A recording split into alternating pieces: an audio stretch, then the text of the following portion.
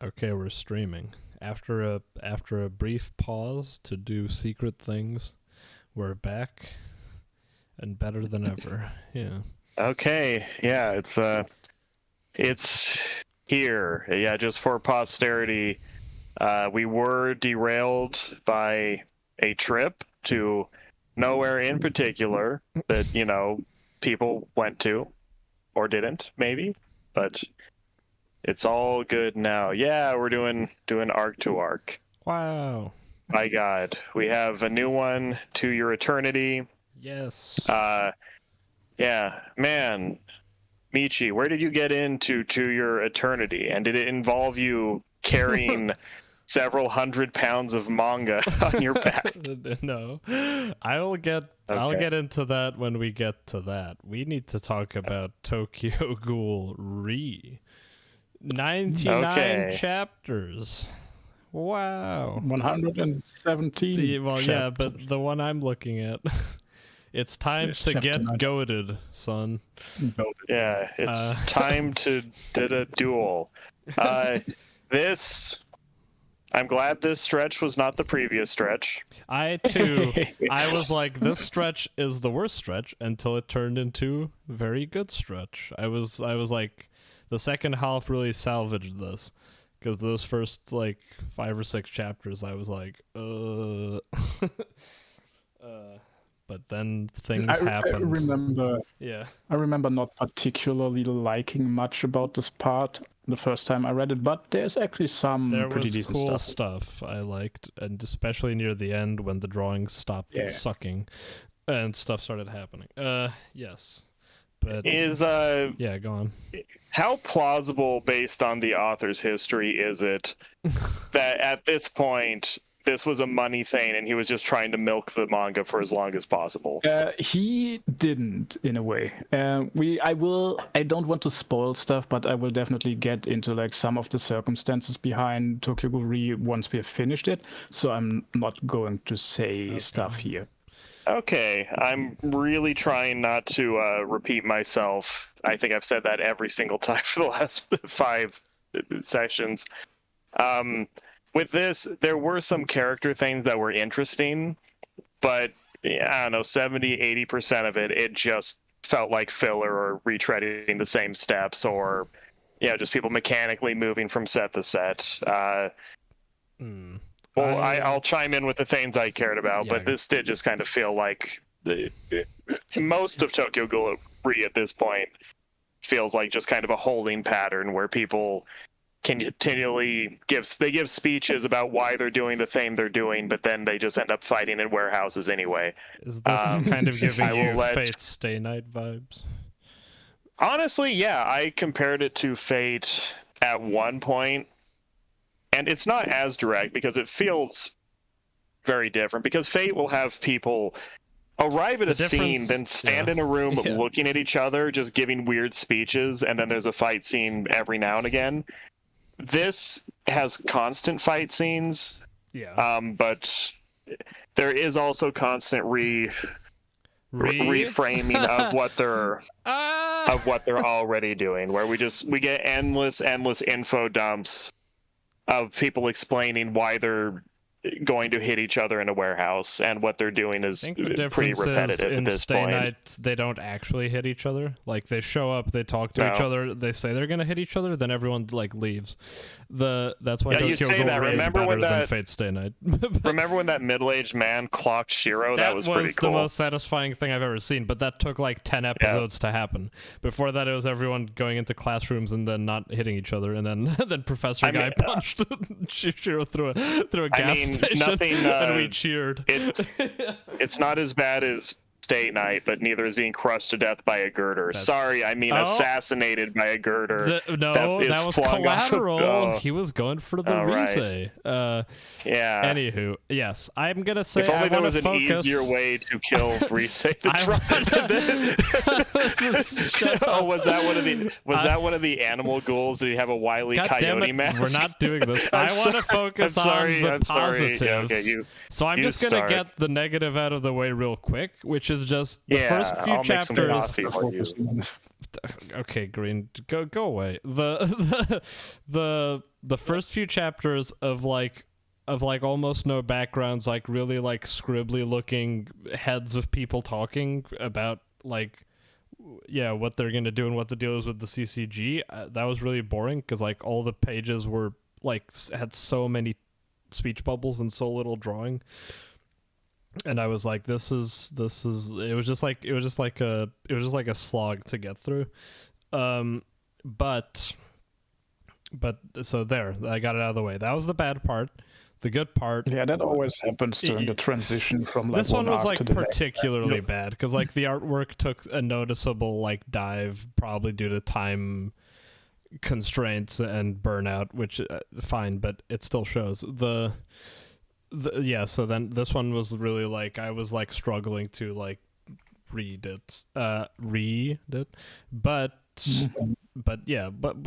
good things. I think the first good thing that happened was Washu blasting all his clothes off and saying that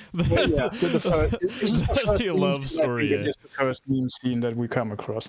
well, that was the first time in a while where I was like, oh yeah, Ishida's fucking crazy. Yeah.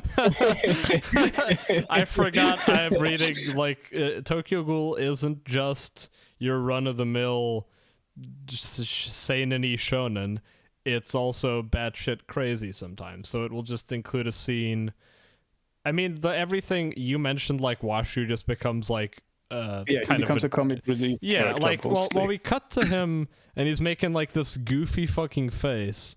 And then everyone, the CCG is just like a skeleton of its former self, and everyone's just like bandaged up and crying, and they don't know what they're doing, which is kind of funny in and of itself. And then Furuta, who I appreciate you saying he's like the author's self-insert, because at this point it almost reads like this at times. He says things that are like just like Ishida like fucking with people, and it's just become, and it's just I in a way it's just gone round from like so bad it's good, where it's just like he just hangs around the CCG like being obviously evil, and people are pretty much saying like this guy's obviously evil, but he still is like here just like pulling the strings because he's just so, it's like he just does it so irreverently that it works out somehow. It's hard to I could see myself hating him, but he's so like comical that it comes around to me like admiring him and being like, sure, like literally be inside of the hornet nest, like being like a triple double agent and like controlling all sides of the conflict at once. It's like, sure, why not? So yeah, that was, yes, that's the situation we find ourselves in here with once again everything has flipped over. Kaneki is the bad guy. Squad Zero are in cahoots with the former Aogiri tree, and Kano is with the CCG, I guess, kind of in a way, but they're also it hasn't been shown yet. The Washu are dead, and the head guy is everything all at once. And we just have our few remaining characters just try and like circulate this like big car wreck that has happened since everyone died in Cochlea.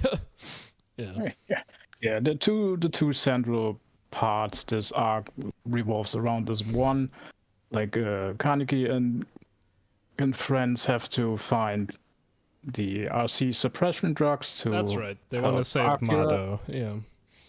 And on the other side we have Furuta playing out this little false flag attack, which helps him take over control of the CCG.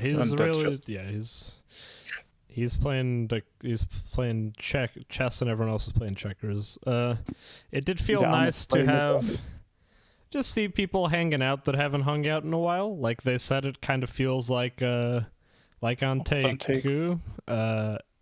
It's not just like the Anteku people. It's also like Tsukiyama's hanging out. Naki's, I mean, he wasn't really ever like a friend, but he's just like a guy here. I was gonna say one more. Beardy man. Oh well, yeah, Banjo's. Oh, I was gonna say that like I can never remember his name. Serizawa, is that his name? This guy. The owl, the fake owl. He's just hanging out. Yeah, Takizawa. Takizawa and Mato are here too. Later, Amon shows up. Just everyone is hanging out, and I'm like, cool. It's all the guys. That becomes like the tiny, like the side quest is when they figure out, oh, Amon is here. We're taking him back. Fuck. What else did I'm trying to think of the order of events is a bit foggy to me. I liked the guy proposing to girl in the middle of the cafe, just like out of nowhere. That was also a good moment. Yeah, that's a funny scene. It's another. I mean, I wouldn't quite call it a meme scene, but it's another funny scene. Let's get married. Yeah. His explanation. Yeah, his explanation. Have them accept in this manga. Well, his explanation is father told him to get himself a lady who can cook, and he's like, well, you can cook, so And I had forgotten again that she is like she's like the school friend of Toka. Yes. So I was like, oh right, the thing. I mean, we haven't really seen like bushy muscly man that much since he had like his big thing where he ripped that Ghoul's head off. I know he was in the last like big fight arc, but he helped against Amon, if I remember correctly, and he helped against that like regenerating guy with the mask who was rare to kill. But I mean, you haven't had that many scenes with him. Urie was like, his whole big thing early on was like one-upping the guy, and then he kind of got more distracted with his friend dying and everything happening with Kaneki, sort of. Although there is still a funny panel of him pretending he doesn't care the guy's getting married. He's like sitting on the couch. Akumi's getting married. Yeah, that's right. He said like 100 times, and then he's like, I don't really care. Yeah. There's good. There's good little stuff like that. Yeah. It's like the highlight for me. I also like that the Squad Zero is just hanging out. Like with the ghouls, they're just like sitting in the corner there, and they're like, "What are all these humans doing here?" And they're just like, "Hey, man, we're just here to protect." I like their chat they have with Yomu, where they're basically saying like, "Well, we don't have to agree on everything as long as our goals align, and also this coffee is damn tasty." He turns it to Agent Dale Cooper, and he's like, "That is a damn fine cup of coffee." I liked elements of that. And I think the good things in this stretch are the little human character interactions that peek up through the din of information and combat. There was a lot of information. Although there's been a lot of information for a while now. I don't think the combat was a problem this time. But real quick, just because there were just a lot less of it. That was the thing, though. It didn't cut between like a bunch of fight scenes. Not only were there less, but it kind of resolved each of them more in and of itself, and then cut to another one. So it wasn't like a harrowing experience where you're cutting between all these big fight scenes and the characters keep showing up. It was just like, well, the people we knew were going on the mission went on the mission. Most of them had like conjoined fights, sort of, and then we just focused on a few of them, and they were pretty good fights, actually. I thought they were pretty cool. But yeah, the character moment I mean, stuff the Psycho Uria fight is pretty good. Yeah, I like that one. Go on. Yeah, I just think the continuing problem is the characters as individuals don't have enough to do and don't have enough room to breathe, and these moments just get smothered by there just being too much plot. Talking about like people changing sides and stuff, I do continually find myself thinking, what is this conflict even for at this point? Like the characters as individuals, we're to the point where everyone is a snarky, snarling quip machine that flies around and shoots lasers out their ass and gives speeches about why they fight or something like that. What is the normalcy underneath it all that they're even trying to protect at this point? Have devolved to the point where now it's a war between two guys trying to change the world, but in very different ways. Yeah, that's pretty much it. Like Kaneki's got this whole unrealistic goal of wanting to make humans and ghouls be able to exist in society, which I mean is interesting if nothing else. And then the other guy is kind of like the Joker. For it to just he kind of lives like a cursed existence where he hates everything, so he just wants to like reset the world, and he wants to fuck Rize and make 100 ghoul babies. That's what he wants. So he's just like, I'll just send every side against every side till everyone kills each other and there is no order, and then I'll rule around in the chaos. Which I mean, is a fine villain role. I mean, he's obviously fucking nuts. So, I mean that makes some sense, but like if we're talking about humans and ghouls peacefully coexisting, specific people, yeah. When is the last time we've even seen a human who isn't a bent out of shape, we saw one, psycho, special forces? Okay, I guess Bakery Girl. Yeah, we saw Bakery Girl and the guy. Yeah. It's like having a society where 99% of the people are Navy SEALs and 1% are like crying civilians or something like that. It's like I really have a hard time even knowing what these people think they're trying to accomplish. I'm not. I mean, I think the idea with the lot. I really didn't dislike the stretch as much. I thought the initial bit was really sloggy and boring to get through. I think I would say it's just like the main players have gone through so much shit, they've all become like weird and twisted, but I don't think that's really the worst thing. Like I'm fine with like understanding that the normal humans are like existing in their normal everyday lives, and these are the crazy weirdos who are gonna fight to the death in order to try and uphold that somehow, you know? I keep thinking about like I keep thinking about the Star Wars prequels, like a war with no consequences. Like if everyone is a clone or a robot. Sure. I mean, it will be consequences if Kaneki manages to do his thing. Another scene I liked was him getting Naki on his side by kicking him in the face. Repeating the Yamori scene. Yes. Well, I just enjoyed that was gotten out of the way quite quickly, but it made sense. Where it was just being he ate Jason, so he's kind of like Jason. And Naki just kind of reveres might and big brotherliness. So I was like, that's a good resolution. Now we don't have to talk about it. I like how Mika is just hanging out just stands around being cute and helping. Like there was Mika, what is her name? Both the blades. Okay, no, I just didn't hear. Did I say it wrong? Oh, anyway. No, you probably said it right, but I didn't hear it properly. Yes. But talking about kind of dumb stuff, I don't appreciate Ishida's like always trying to tie things together unnecessarily. Like in real life, not every single thing you know about ties into every single other thing you know about. Like sometimes you meet people and they're not related to other people you know, but it's like now even the guy who was like on television being a goofy like talk show guy saying stuff about ghouls is involved in the narrative as like a character from part one, and I was like, why? Talked about this a few times, and I have the exact opposite opinion on this. Still, that's just like one of the things I really enjoy about the stories. When he says, "I need to come up with a way to save Mado," and he just like goes through his roster of 100 characters and picks a stupid one to bring back. You like clap your hands and are like, "That's amazing, well done, good job." Like, there's nothing creative in that. Better than like making up a new character. No, it's not. Why? Why is that better? If you came up with a new character, so instead, efficiency isn't good. Efficiency is merely productive.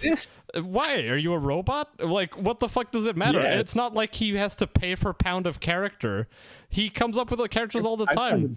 Hunter x Hunter would not be better if during the chairman succession, instead of coming up with Aluka, he decided to just reuse one of the other Zoldyks, because Aluka's an amazing character that we get for being new. That's like a little bit different. No, it's not. Creativity just means you can do whatever, and he isn't shy about making up new characters because he fucking does it all the time. He just is like, here's more Aragiri tree members. Here's a bunch of white suits that weren't there before.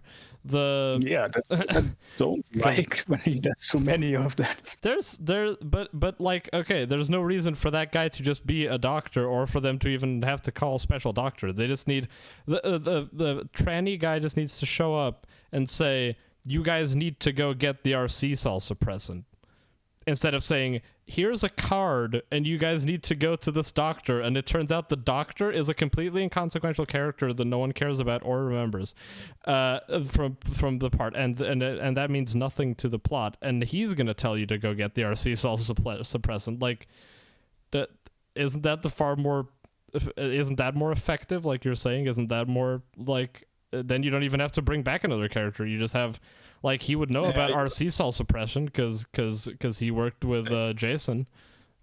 There's another little thing you missed, why this, not exactly why this character is back, but what the character is saying and given information about. Like, you see the little image on your screen with Nishiki looking like, right?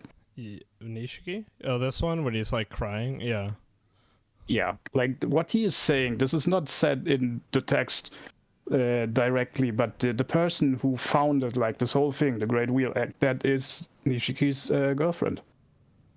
That's Wasn't like she the information abducted that's by conveyed. Aogiri tree? No, I mean, so the girl, given that all the of girl this is in who the background, basically, she was a student at that same university, just like Nishiki. Kaneki also used to be. She is a med student. Okay. And she founded this Great Wheel Act because she was in love with Nishiki. How did she do that? Ghoul Does she have sympathizer. unlimited funds? Isn't this girlfriend from like a really really long time ago at this she's point? from Like, isn't she the person that was she's like the one crying who's when bouncing. Nishiki and She's like, the one who's bouncing on Nishiki's dick when they go to his room. And she's like got her shirt off in like the first few chapters. Then she gets this was like abducted chapter by 15, Tsukiyama. right? Yeah, then she got abducted by Tsukiyama, and then she was like on the island where everyone was on the island. So apparently she just had unlimited funds. Okay. Right, and currently she is working with Kano. Yeah, but we will get to all that. Nothing about that is cool. It's just lame for you and embarrassing. I like, as I said, I personally like stories that tie there being a things together. connection is not the same as a connection being good. Like, you can connect anything in a story inherently. Like, I could just do that with anything that I've ever come up with. I could just say, oh, by the way, those two characters, yeah, they're adoptive brother and sister. Yeah, the whole time. That one's amazing. But other than that, why did you pick why did you pick such a bad example? This is not writing. This is merely like pretending to be like thoughtful. So you can have one panel where Nishiki has a little tear in his eyes, like, I give a shit about the murder man. who smiles sometimes. The guy who tried to kill Kaneki's best friend in front of him for literally no reason, because he was like he and his stupid girlfriend who likes to fuck him. Very Tsukiyama, cool. Yeah, ripping out people's eyes, and now he's just Tsukiyama is guy. a good character to begin with. Nishiki's the only good. He's not a good character in and of himself. He's just a guy we know. Like, I don't think he's a good character. I just think it's familiarity. We've just been, like, Stockholm syndromed into, like, not seeing him as a weirdo, but because he showed up and was, like, friendly. Sure, he's less of a character than Tsukiyama, but my example was more like both of them, or like not just the two of them, are like crazy murder people, and we just sort of forgive it because we know those characters. It's like a problem. It would be. It's literally like unrealistic for everything to be like that's what we call like. Of course, it's unrealistic. Well, that's what I mean. Like, if you just like were watching any movie you like, and it turned out all the side characters are all secretly like have some relationship with each other in the background, and everything is connected by a thread to each other, you just be like, well, that's a fucking coincidence, isn't it? Like, the doctor he went to see was the cousin of his mom who got killed by the father of the guy he arrested. You'd be like, well, that's fucking stupid. There's 50 billion people on the planet. Like, what? I'd rather reset so much is because this story does it too in what would perfect make extreme. Monogatari better would be if Hachikuji turned out she was like related to all the other girls and they were all like connected in some way. That would make it so much better. No, it I wouldn't. mean, Monogatari is extremely connected. But it's not but it's connected within the story. It's not connected by like them giving you a twist at the end and it turns out Kaiki was Aragi's dad the whole time.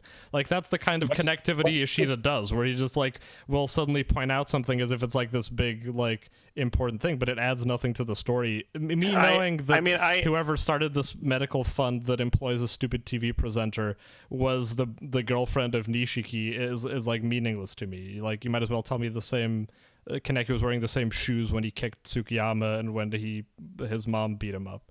Like I don't that's like that's a connection, but who gives a shit?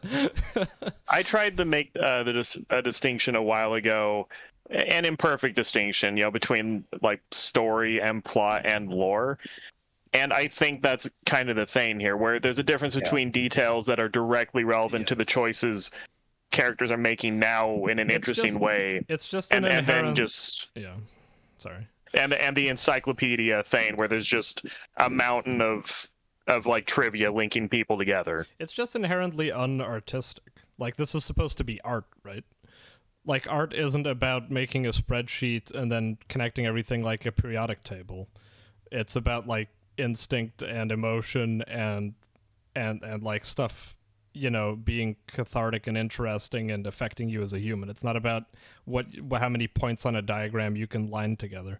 Like I said to Green, like him constantly trying to like give significance to the girder falling in Rize, which obviously was just meant to be a setup from a one-shot, which all manga have.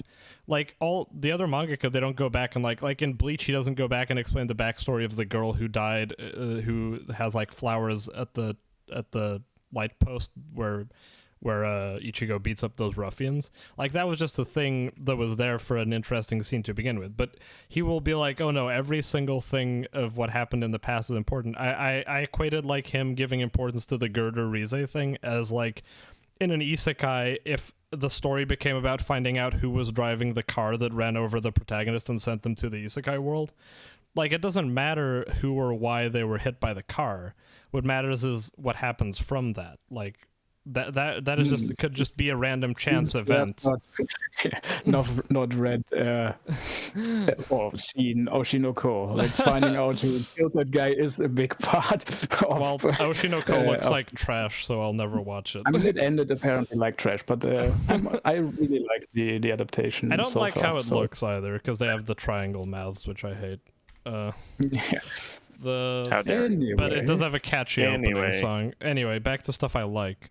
I like the fit that Kaneki is rocking with the gelled hair and the suit. It does look pretty cool. People do, but it's like a little... It's kind of look, it's goofy, but like that's my enjoyment of this arc is just like goofy irreverence where stuff has just become like comical and you just like laugh along with a lot of the silliness. Like having a big anime. You like Trojan X a lot more because it's a lot more silly. I mean I like Chainsaw Man a lot more than Tokyo Ghoul, and that's way sillier. The fucking like having a big fight between Psycho and Urie where she's using like anime moves and spouting like silly nonsense. I was like, yeah, that's cool. She's got big fists and she punch him. She does the natural. She does the natural. She has the she literally, that's literally has to be a reference, right? Like she literally prays together. It's just a common Buddhist thing. Like Naruto does it as well. But a bit of compelling evidence. She bases her attacks off of anime and video games, right? So it kind of makes it seem like she might be like a fan of Hunter x Hunter. I mean, that wouldn't be crazy, honestly. And there will be a very direct Hunter x Hunter reference later down the line. I will point it out once we get to it. Not in this, not in this section, but later on. Yeah, I like the. I'm having a hard time finding images. I enjoy the... Oh yeah, this was the chapter with everything with Donato showing up. Hannibal Lecter is released. The height of Kagune bullshit nonsense. Yes. Okay, that was all nonsense. Yeah.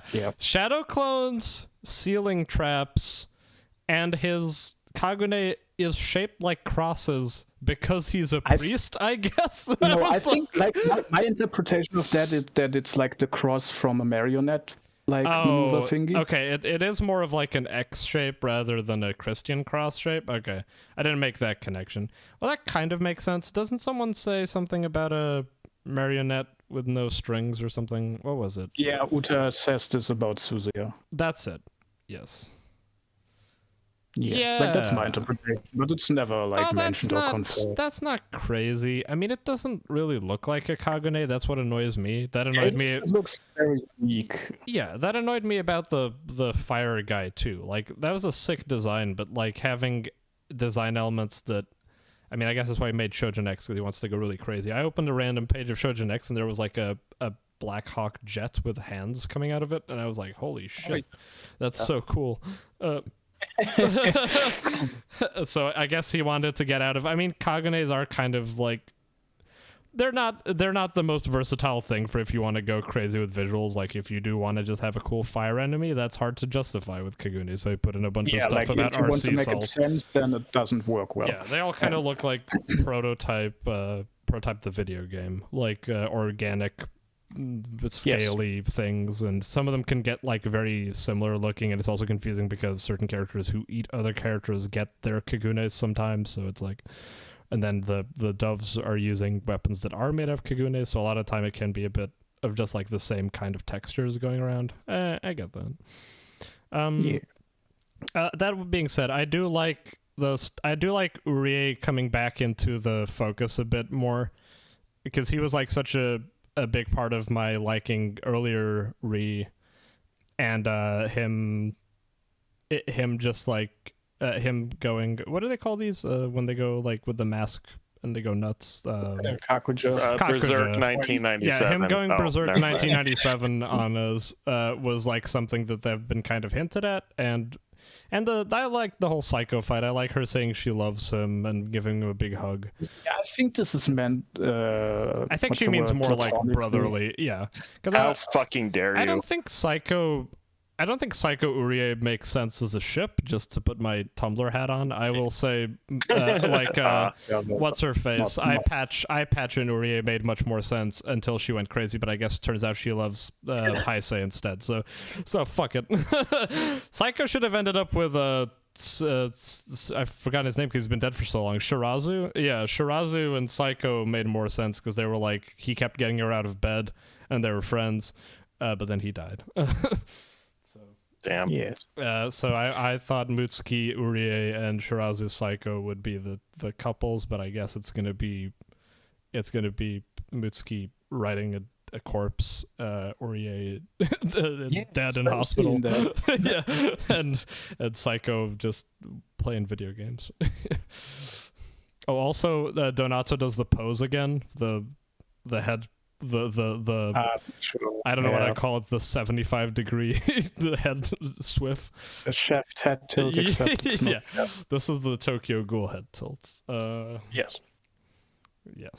What the fuck else? I mean, we've Uta changing now not only but whole body types and voices as well. That's true. Yeah. The scene with Mutsuki and, well, the question is it Uta? Is it a clone? That's like I found that that was very confusing because I understood the Donato thing because I was like, okay, I guess his Kagune lets him remotely do stuff. Sure. But then also Uta was like, oh fuck. I was like, Uta's been stabbed in the face, but then he was like, okay. I was like, oh. Yeah, it's never like quite made clear how that works, and there will be like a similar thing in the next arc. My interpretation, or my original interpretation for it, was that that Uta can also change other people. So I assumed it was a clone of Donato who was then shape changed by Uta. That kind of makes sense. Okay. Well, Uta's like face changing thing did have some cool moments. Like this is when the artwork picked up again, and I was happy. The even though not a lot technically happened, like the Suzuya Uta fight looked really cool. Yeah, it's not much of a fight. Yeah, it's not much of a fight, but I was like, I like how this looks a lot, and it's cool. And it had some weight to it. We got to see the guy in the hospital again. be reminded of that. The face thing, like that wasn't like meaningless to me. I was like, this is Suzuya's thing, and it's kind of cool. So yeah, I enjoyed everything with this like clown chaos thing. Like, yeah, it was a bunch of nameless mooks, but they didn't focus on it. Like, we didn't even see what Naki and friends were up to. Like, we didn't have to cut away to every single character. We just had like 3 or 4 things that were going on. Everyone else, we just assume everyone else exploding each other. I like the clowns being mixed up with humans, and I like the guy just for it to just going nuts in headquarters and grinning and being a silly boy. And in the midst of this, the Washu guy gets a sword in the head, and it cuts away to him and says, meanwhile. His conundrum, like, there are people around him who want to kill him, then there are like his allies around him who now also know he has to kill him too. Yes. Then he just bursts out of his clothes again. He gets a sword in the head, bursts out of his clothes, and starts like going, and then we just get like a tiny, we got like a speech bubble saying like he ended up getting defeated or something. Like, that is like based on the translation I read. This is like a pun, and it's not really that he was cut to ribbons. Okay, I see. Was it like his clothes were shredded? It's just instead of being silly again. Oh, okay. Well, he is silly a lot. I mean, it started being more silly. What else? I liked it wasn't my favorite, but I was fine with the Amon scene. Like he came back, but I like how this time Kaneki was just like someone just convinced him logically to just like walk away. Yes, it's like a little bit of character growth that he gets convinced not to do this personally. Yes. It's like a nice little moment. Well, I mean, since you have the page up on the screen right now, the Psycho saying, "Hey, you're just shoving a pair of tits in a man's face," shuts them right up. That's right. Damn. Very, she had very some funny platonic. attack names too. I am glad Psycho got a chance to do something that carries the implication of I'm bummed she hasn't had more to do for the past 100 chapters, kept, but I'm so glad she away did stuff. Early on, and just being like, she's so strong, and then she did some stuff against she's become really fucking strong. Yeah, her power just seems like limitless in a weird way. She's like Palpatine. I forgot to mention. I also enjoyed that we got some scenes with Hinami afterwards. With who? With Hinami, remember? Like with Akira Yeah, with Akira and Hinami, where she's like conflicted about how they're both kind of feeling weird because like her, we have Toka there. That was a good it was very near the end, but that was an interesting dynamic where like Amon is meeting with Toka. Toka killed. These are like interesting connections, but they happened in the story. They weren't like something that was told to me in the backstory. It's like I remember that from early on. Yeah, Toka killed Mado's dad. Mado's dad killed fucking Hinami's dad. Both parents, and now the Kagune that Akira uses is the mom of her, and then there's an interesting like little knot of relationships there where everyone is like now they're all on the same side, but they all have like grievances with each other, but they're both all coming together for Kaneki. I was like, that's neat, that's interesting. I'm intrigued. Yeah. So like that we get like a few more backstory stuff on Takizawa while they're being turned into ghouls. I like the Takizawa stuff here too, actually.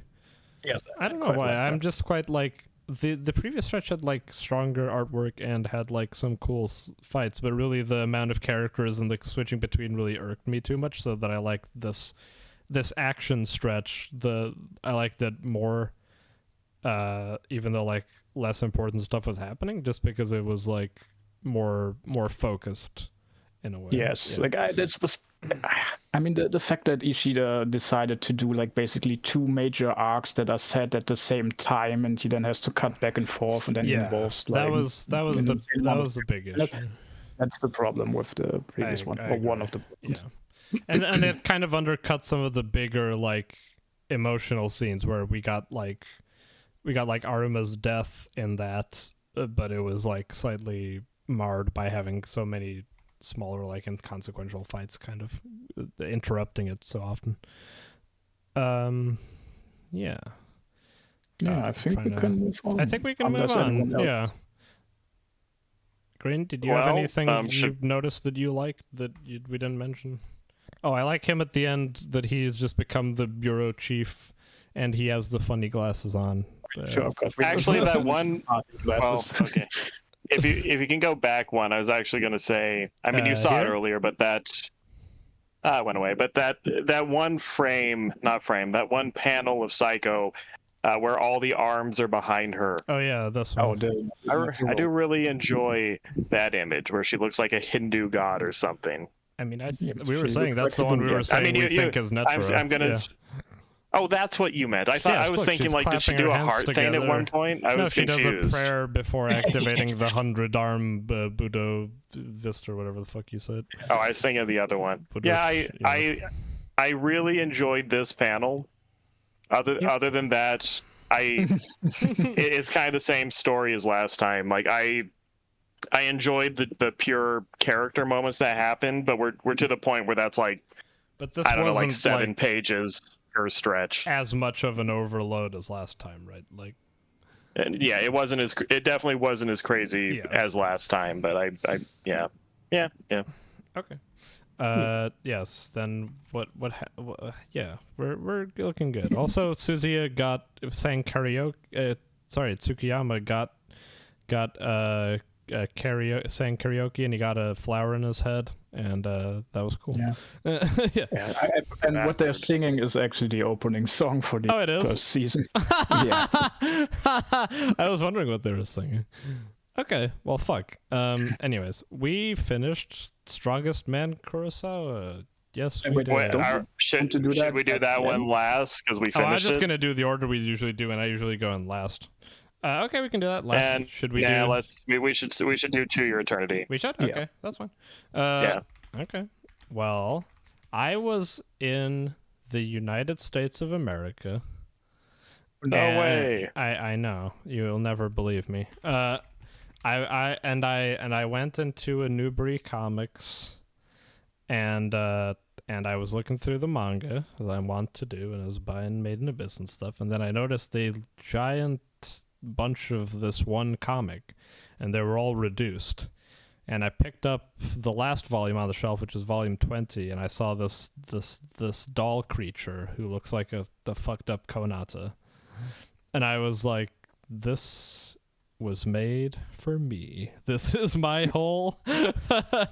I'm gonna go into it. I leafed through and everything looked really cool.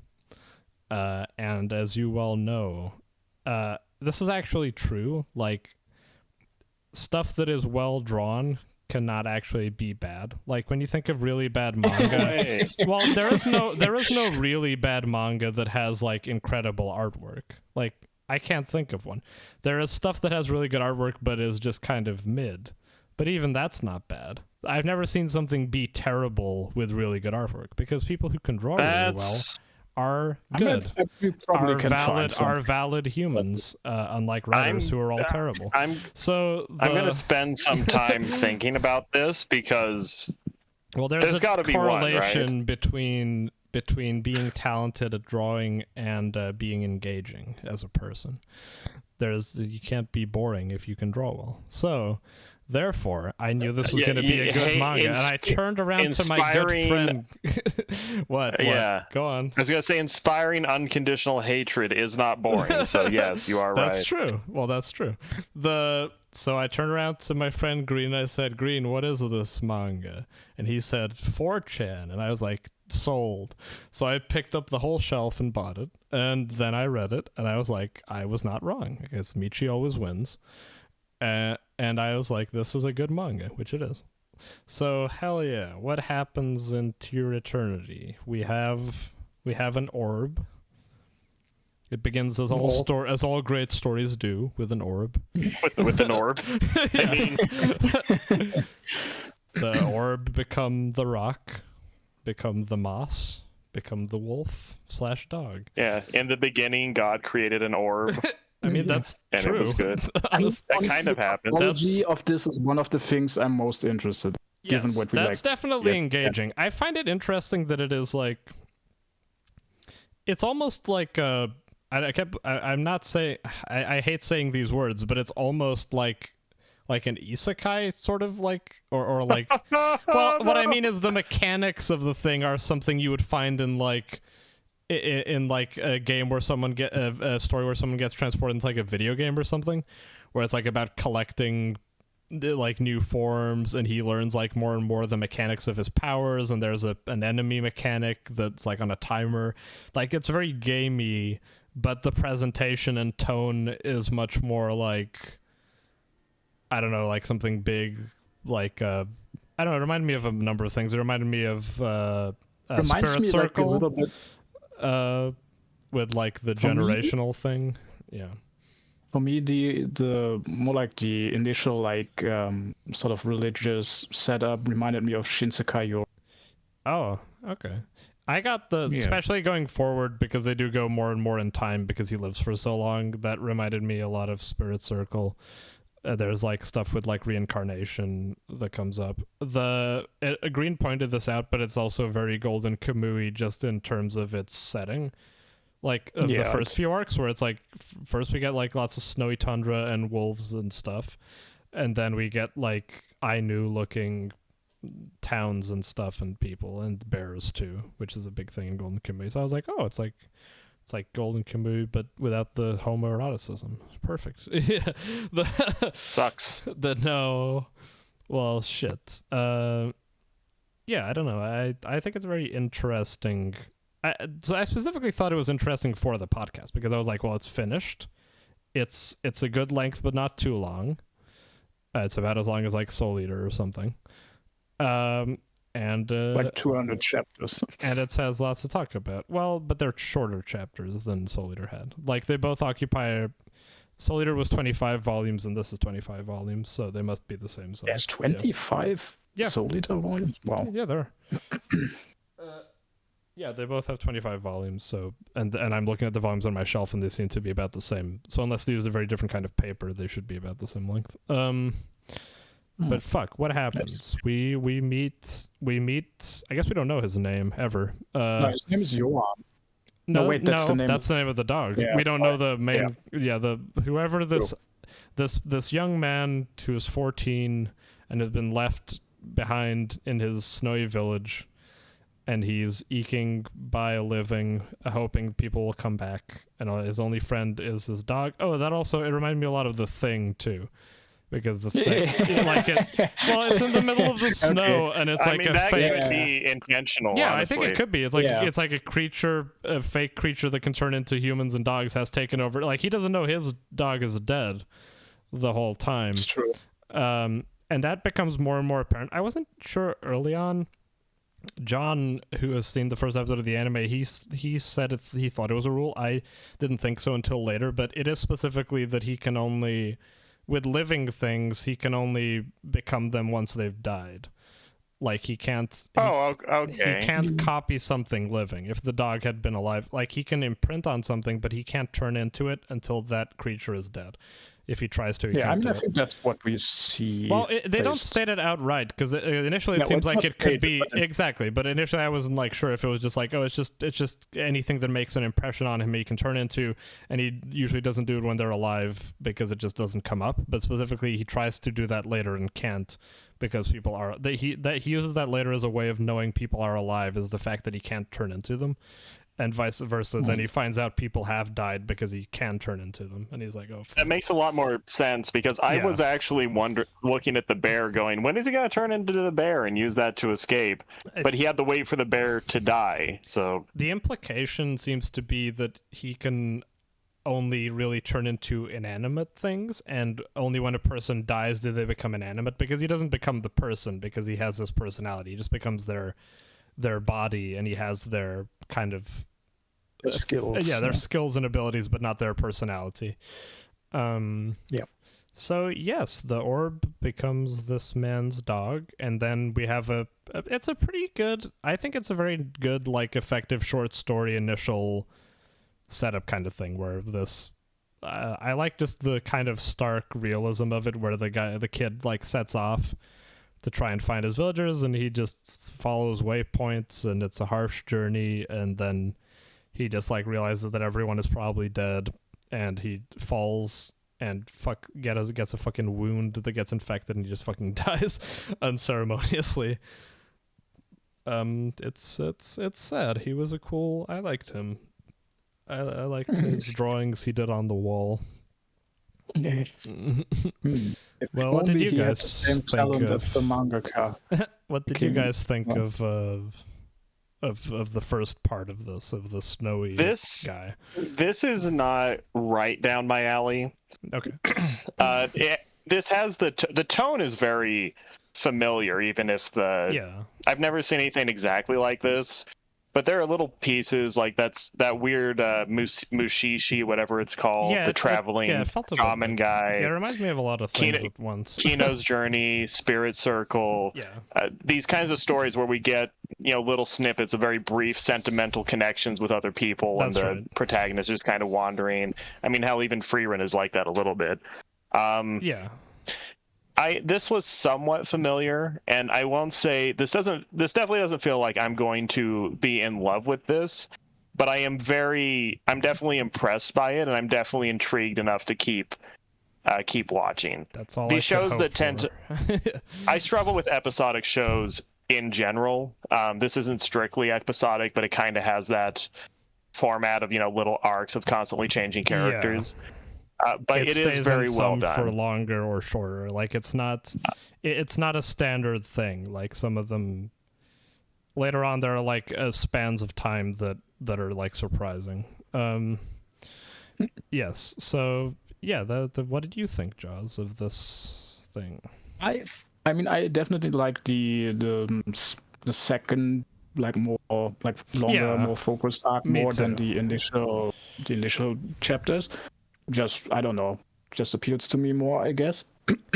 I mean, I'm not terribly like impressed by the art, so to speak, which is probably a sacrilege. Really? She likes it. I mean, I like the transformation scenes. I like the animal they look like. That's stuff For me, I like. It's a lot about the backgrounds. Like he's really good at.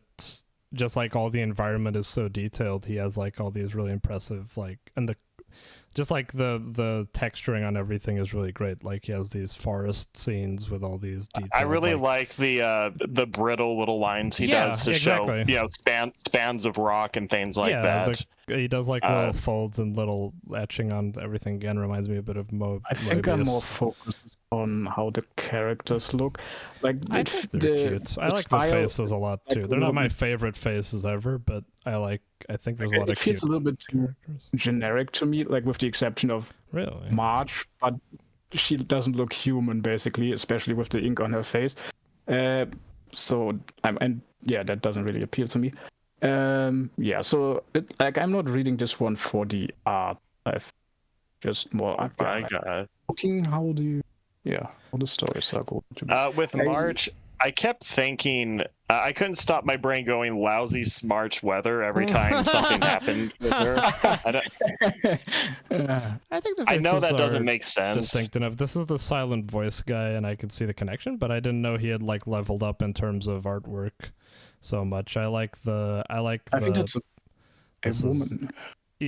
Is it a woman? Oh, okay. If she's a woman, I apologize. I like the mouths and the eyes quite a lot on everyone. I like how Fushi looks. His boy form. I think he's unique looking, and there's more like varied character designs later on as they meet other nations and stuff too. I like how Perona looks. It's less that I don't like how the people look. It's just it doesn't feel very stylized to me. But that's like many.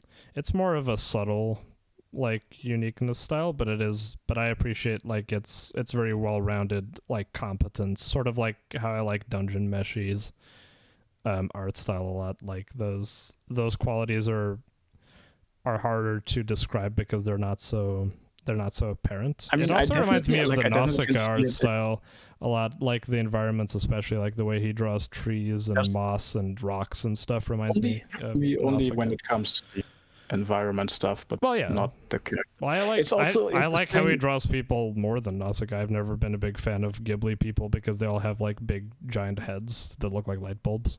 Like that's always my least favorite part of Miyazaki's stuff is I don't really like the faces he draws. Like all the girls look the same and have a big bulbous head that like stretches out, and then he does that weird thing where like half the characters have like a ping pong ball in each cheek and have like a weird jutting jaw, and everyone has like a big single tooth. So I'm happy It's to interesting get away how from that. big the difference in art style is, like compared to, compared to how she draws adults and children. Like March That's doesn't true, look at yeah. all like any of the other. There characters, is another basically. child in the village who looks more. She also looks weird. Well, but She that shot when the grandma is like holding her mouth open, she looks kind of like the humans do. I mean, she does. She looks more She human does than go March more. does, but she's still, She does go more crazy she's- with March because March is a blob person who turns into. Yeah, I mean, March like has a some noodle. amazingly funny faces and like little. Like I like when her body turns into like this weird like stumpy thing where she doesn't really have arms or like she doesn't really have feet or hands, and she just like rolls around. I was gonna say later there was a part where they go swimming or something. Yes, and that's right. It's clearly just it's clearly a tasteful censorship thing in this context. Yes. But in combination with the weird lumpy face, she legit looks like an alien. She turns into a little potato person sometimes. I mean, I love March. This was definitely like my a big like me sticking with the manga more. Not that I was like considering any sort of interruption or anything. Early on, How'd but I that was like, play out towards the end there? well, I was hoping, it was cruel. Yeah, this is a good example of like the kind of environments I really like. This like clean line style where there's no she doesn't use screen tones much, which I appreciate. Like it's almost all black and whites. Just really good penmanship. I was gonna say fuck the author for making the cover of volume 2 like adult March, because I saw that and I was like, oh, okay, she's gonna stick around long enough to grow up. Like He got you, or she got you. She got me. I'm gonna settle this for once and for all. Yoshitoki. Yeah, I was about to look it up as well. So I know. Oh, she But is I a think lady. Kurosawa- Well, great. Another one to stack up to cool female manga authors. Well done. Yeah, another one bites the dust. Okay. So, She's kind of cute. she Good for is. her. Isn't it weird how talented people are all attractive? Yeah, and they make good manga because they Yeah. can draw. Yes, I love that panel. I don't know. I just like I connect a lot with this story. I liked her. She just felt like a very like realistic portrayal of a kid, where she was like all that stuff where they're like playing around with the dolls and her and is it Perona? Yeah.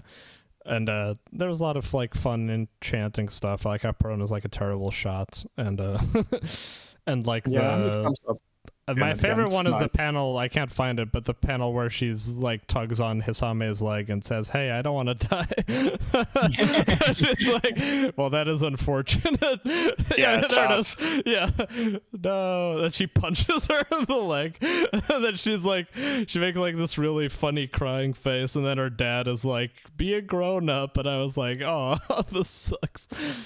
And I like the scene where she starts crying when yes. Fu doesn't say thank you for Oh all the yeah, food. I love I love that scene where they're like the fight where she keeps knocking the fruit out of her hands. And she's like jumps up into a tree and is like sulking and throwing fruit at him. She becomes his mom. Which is a fun dynamic because her whole thing is about it's a weird dynamic. well, her whole thing with the dolls is wanting to be, she's the mama and she wants to be an adult and stuff. And now she becomes one to the weird.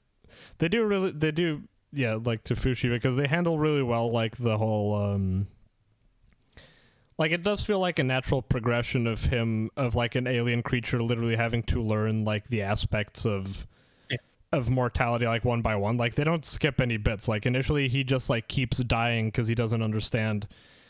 And I thought they were going to do something where like he was like, because you see him hanging out with the ice guy for so long and you think the ice guy has like been able to teach him stuff, but when you think about it, like he doesn't understand any of the words that the ice guy ever said. Like so even though he was like explaining to him and showing him how to eat, he still didn't really understand what that meant and still starves to death. He was also like limited, since he was still the wolf, like limited. Yeah, he had limited intelligence. That's true.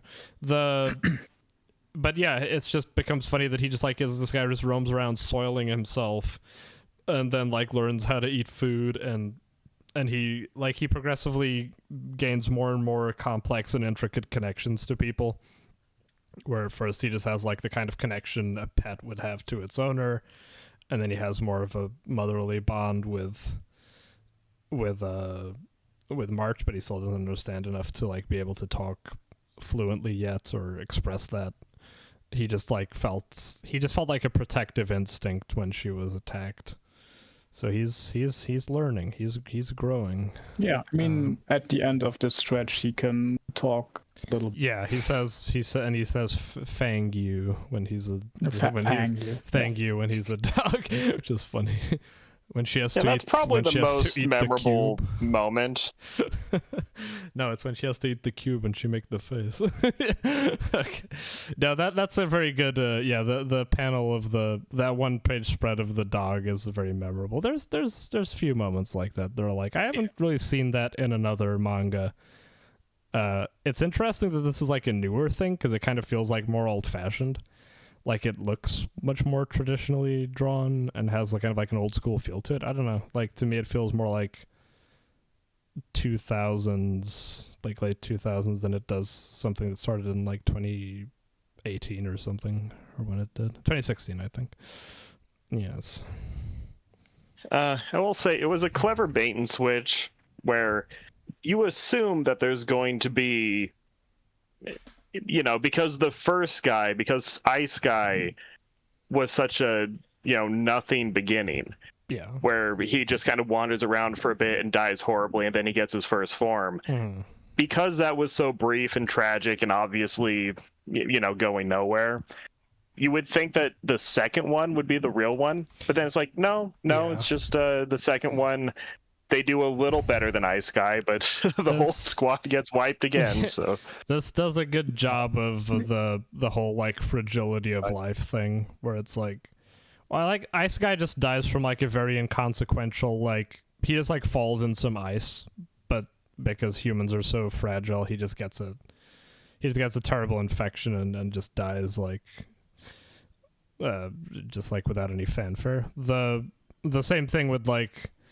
She doesn't really pull any punches with like March and the gang. Like people just get injured and it's real bad. Like she's just a kid and she gets hit with an arrow and she just fucking dies.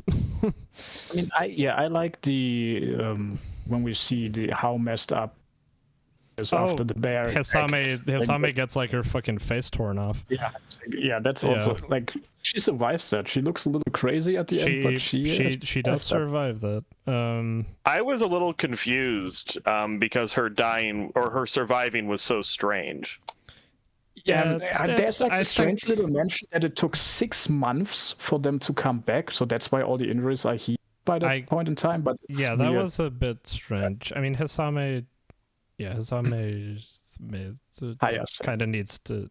Is it Hayase? Isn't it Hisame? I thought her name was. Is it Hayase? I mean, also, can you enunciate a little, Michi? Oh, sorry. I just realized what I'm confusing. Hisame is a character later who is related to Hayase, so I was mixing them up. Sorry. Hayase surviving is cool. I can enunciate. Yeah. Hello. It is cool that he gets the bear form and just rips her fucking face off. I mean, she is from what I know, people really hate Hayase. Like, I mean, she is pretty villainous. She's more kind of like matter of fact. Yeah, she's just like very like, this is just the job I do and I'm gonna do it early on. but yeah, she's pretty Although it's fucking like cruel. you think for a moment, you think, okay, she's going to be nice to them when she like asks them to go to the street windows, Yes, and then she that's right. poisons them. Yeah, she's like a, a little- she's a meanie. Yeah, she was really playing the long game with that. She was. Fuck. What else? I'm trying to do this chapter by chapter, but you've shown me volumes. Yeah, we should probably talk about the main conceit of the second arc. Like, yes. what happens and why does it? Well, it's just like a village that has like a sacrificial ritual to the guardian of the woods, and specifically it's a bit abnormal because they're choosing someone for a sacrifice to appease the gods, but the people who are doing it for like ulterior motives. The overseers of Yes. like were from a different nation. Yes. Or a different place than the actual village. It's all just a very it's a perfectly adequate like framing device just for there to be some drama in the small town. I mean, the story does a good job of going from like it doesn't just go from like more people and through time, it also kind of increases its scope of things. So initially we just have like a single person in a house essentially. Now we have like a small village community, and then we move into the city, and the more people around, the more things there are for Fushi to experience and to affect him. Yeah.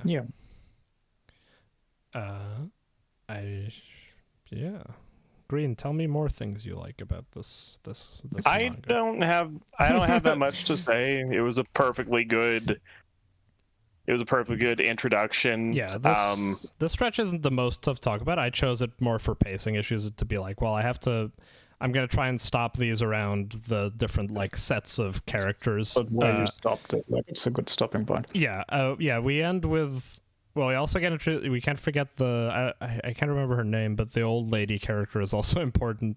And She also has a name with P. Yeah, it's also it's something like that, like Poder or something. But she's interesting because when she shows up, you don't think she's gonna be a character. Like she's just like some old lady that they bring to select the child, and she seems like she just selects. She says because she was the prettiest, but I think it's just because she laughed at her nostril hairs. Is that because you think the other one is the prettiest? No, I think March also happens to be the prettiest, but yeah, it's interesting that she seems like this just like this throwaway granny. Then it turns out she wasn't even like anything, like she's passing off as like a holy lady, but she's like some criminal who's just being like she's a criminal just being like coerced to this, and then she ends up being the only one left for Fushi to like go back to in the end, even though they had like a silly arena fight. And then at the end we get the introduction of the Knockers, which are the villainous faction for the manga. I bet they're cubes. We don't know their name yet. I wasn't sure if we knew their name yet. Knokkers, Knockers. They're just weird. Their goal is just to like foil Fushi's progress, and they do this by stealing his. If they kill Fushi when he's in a form, they steal that form, and they can turn into it, and Fushi can't. So this leads into like what is an interesting thing about this, and it surprised me coming from like the silent voice author, is that the fight scenes are actually like cool and engaging. Like it's an interesting mechanic to have the character be able to swap between like all these different forms, where he is like mid attack he'll Ben 10. Yeah, but it's like he does it like on the fly. Like he'll like turn into march and jump from a tree, and then mid fall turn into a wolf or a bear. Yeah, and like then, I like those scenes, and yes, him dying to the thingy reminded me of Tokyo Ghoul. Also, I don't know, it's not really a spoiler, and I don't remember if they say it specifically in the thing, but like that's kind of what the panel is supposed to represent, like him getting the thing back, is that when the thing gets like pulled, when he loses a form, he also loses the memory of what that thing was. Like it gets erased from his mind. Like he remembers something being there, but he can't remember the person's like name or appearance or what they were. Like they get like stolen from his mind. So it's not just like it's not just about like losing your abilities and it being a slight inconvenience. It's like losing your memories and who you are. And his thing is that he, or whatever the thing is that they're kind of the only way in which so many of these people are remembered anymore. Like no one really knows still about like Ice Guy if his memory hadn't been preserved in this form. So he's like he's almost like a device. Yeah, he's like a storage device. He's like yeah, exactly.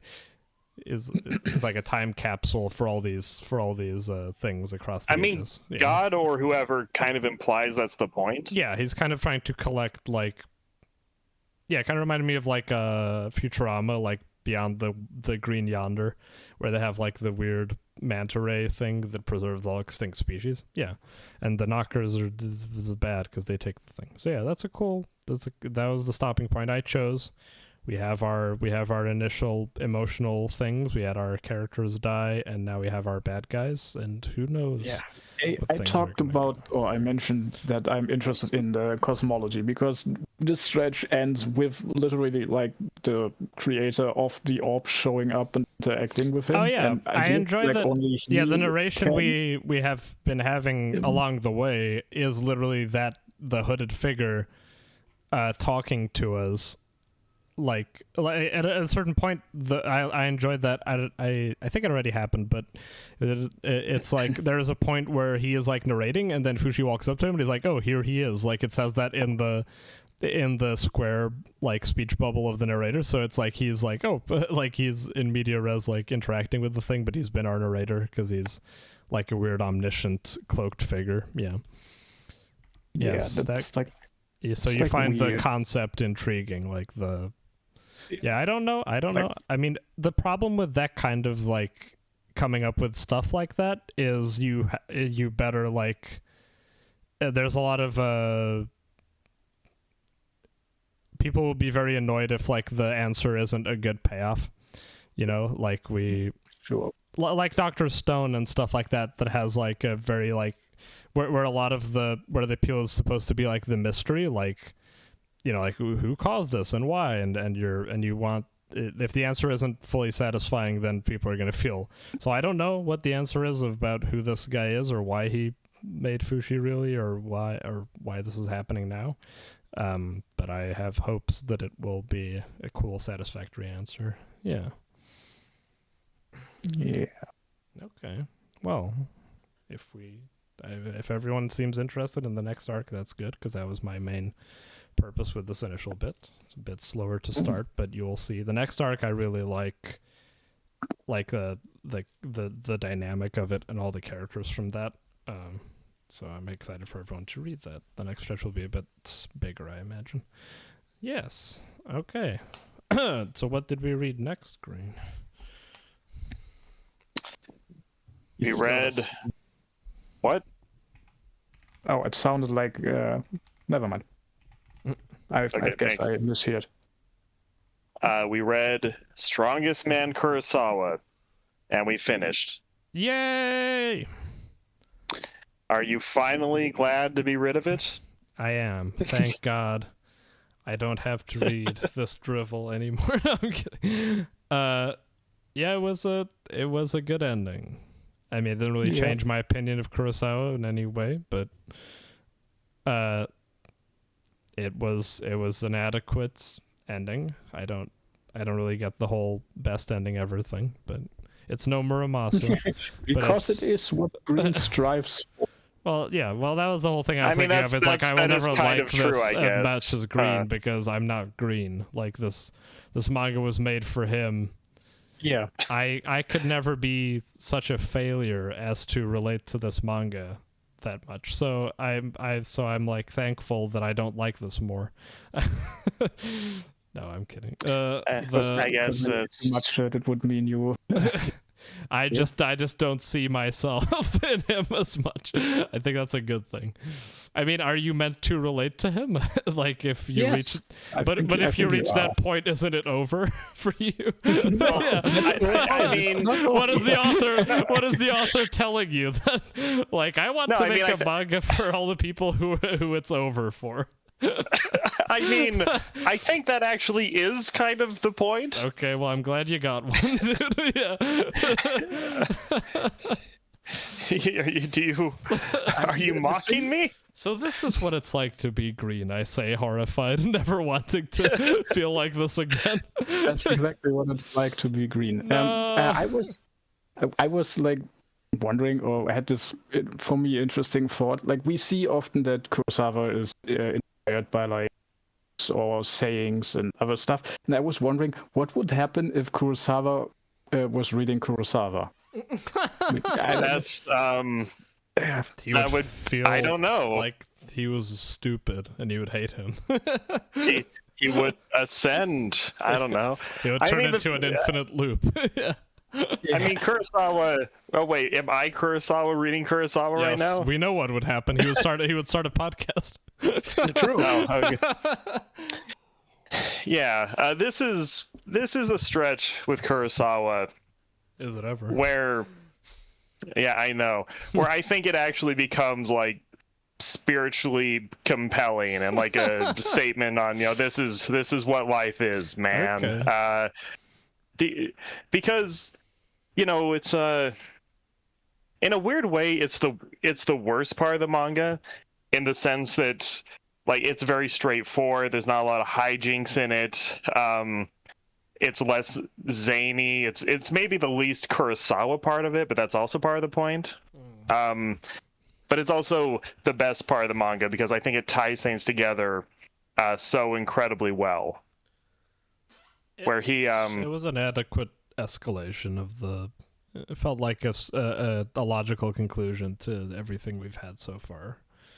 Yeah, where we've finally gotten to the point with Kurosawa where he went from being, totally incompetent and bumbling and an idiot in the beginning, and he slowly gets up and up and up, and we get this final part where he is now king of the losers. He has no sway with actual normal people, but among the other losers, he can be this, battlefield commander type person that inspires them and tells people what to do. And, he has the best opinions. He's the smartest, wisest, bravest man.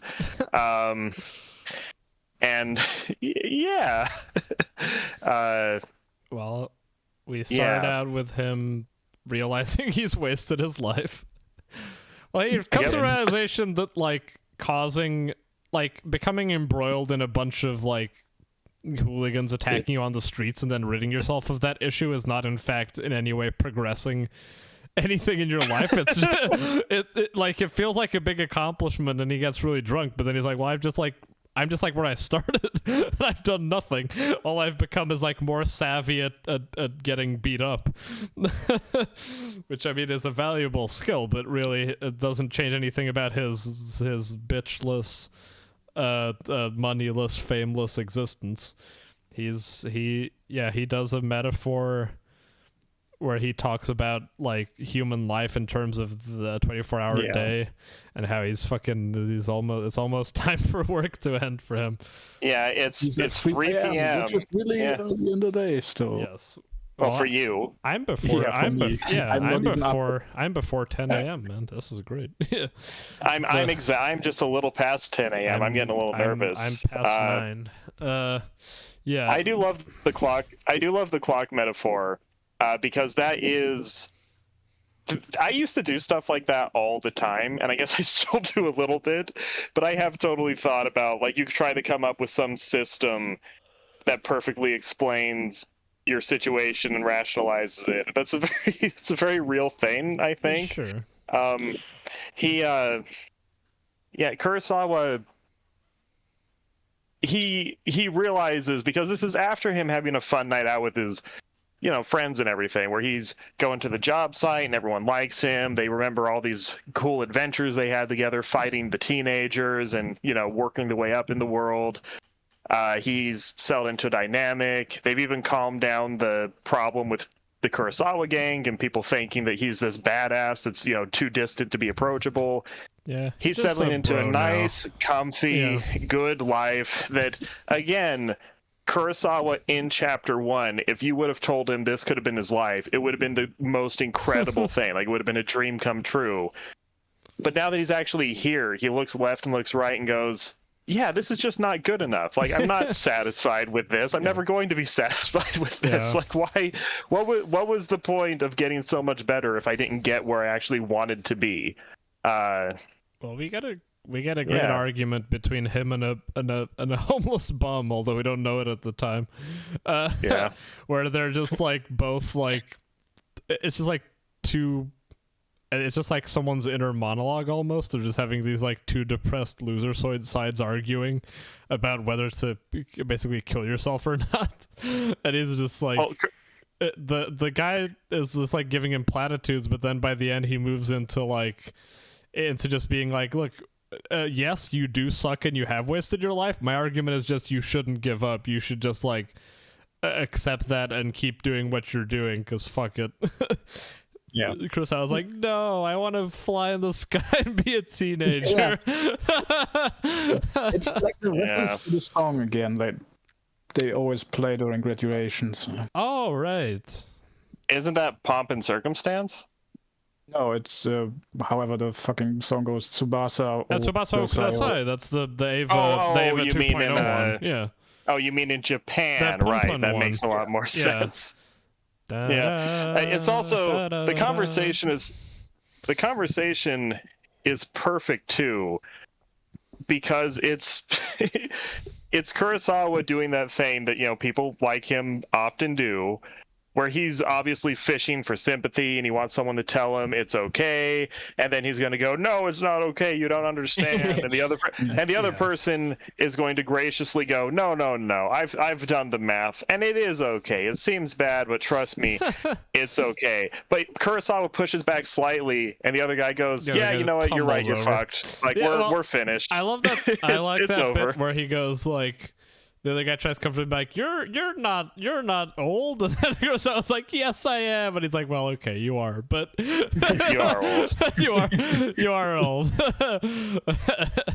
It's just like, you know, it's just about, just hang in there, just keep living, and you know, if you do that well enough, you can keep on living. Because I was like, you're not really convincing me. And the guy's like, well, I'm not really the best guy for this too, because I'm also a depressed weirdo loser. But yeah, this is all set up to get him.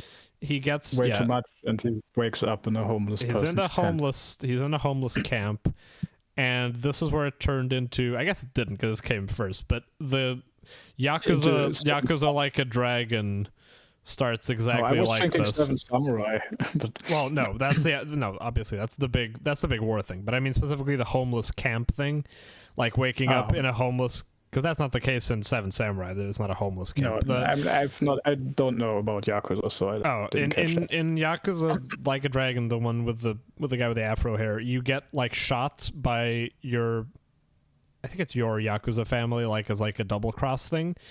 But you end up being like saved and tended to by a homeless guy, and you like wake up in the tent. Oh no, sorry. That's not it. You take the fall for one of your bros in the Yakuza, who actually was just using you, and you don't realize it, and you spend like 10 years in jail, and when you come out, like there's like no one there to help you, and you have no assets, so you become homeless.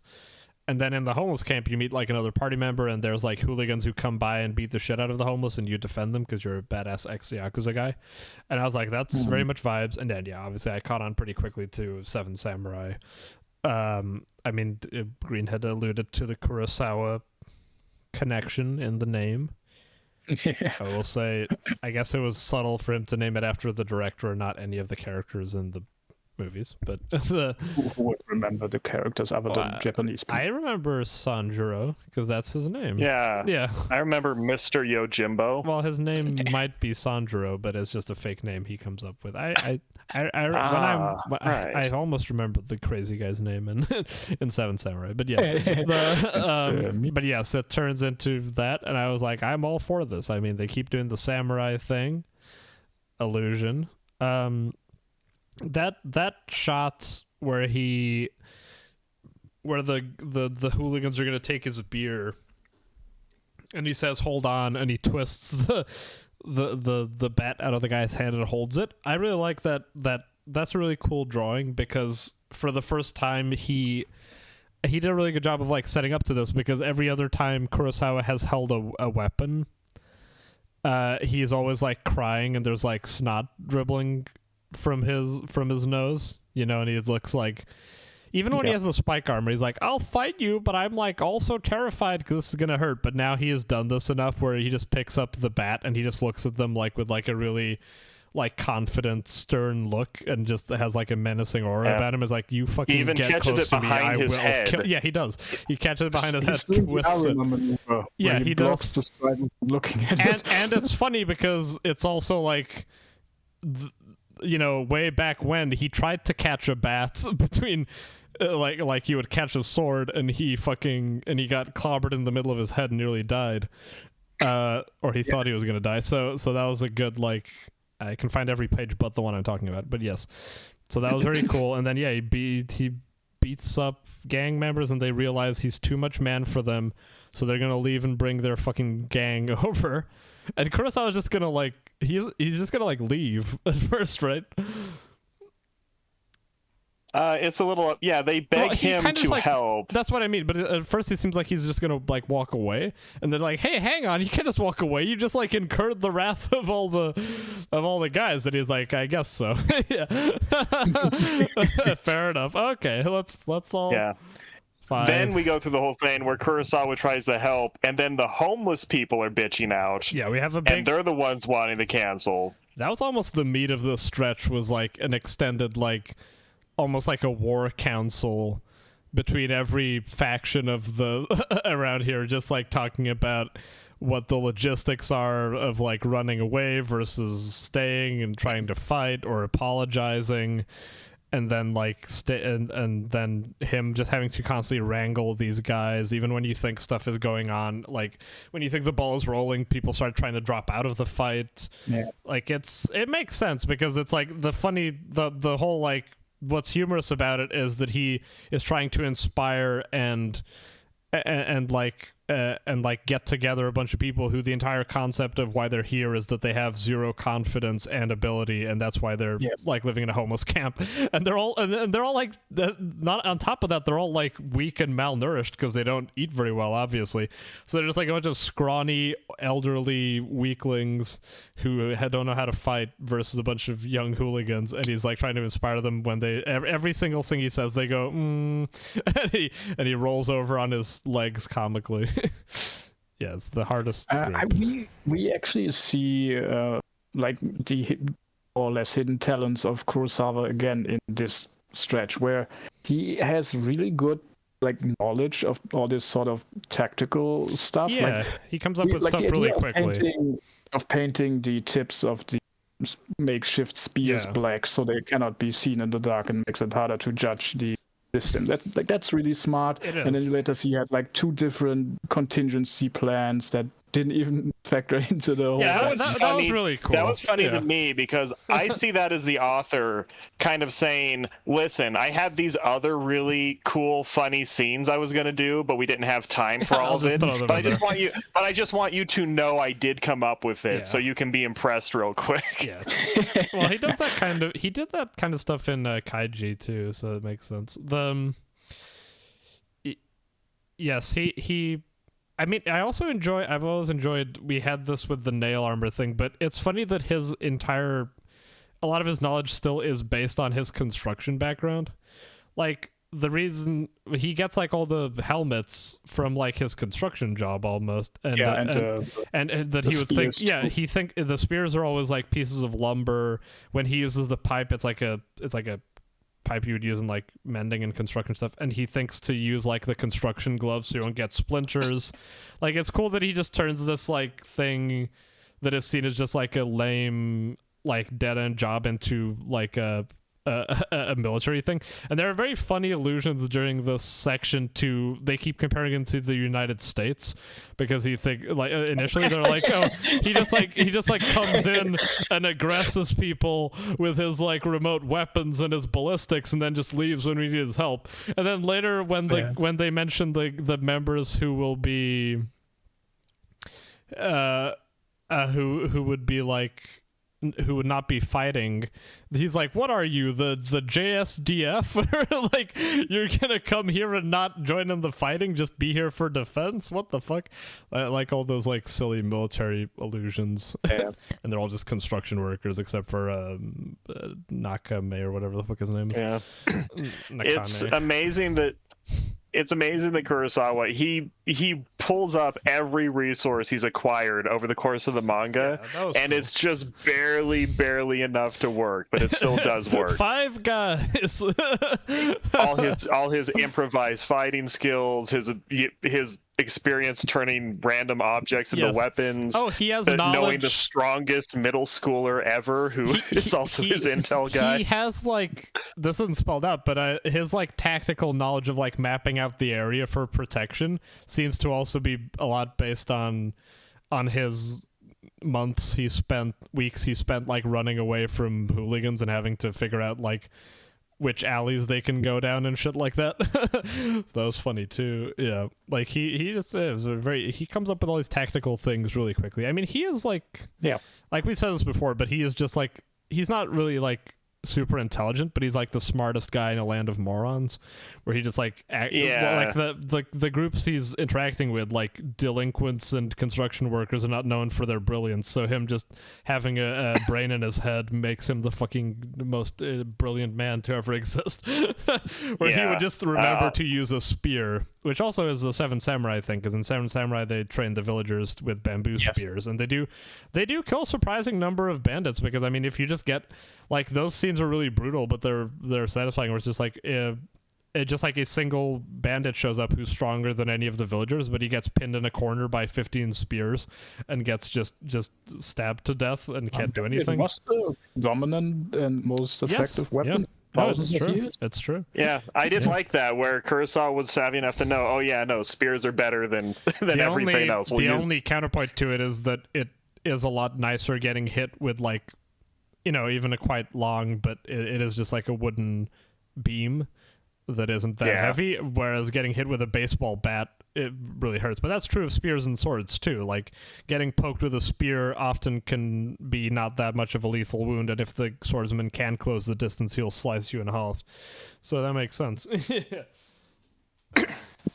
Yeah, it's fuck. So yeah, then the promised. Should we just? Oh wait, we forgot to mention Akane. Got it.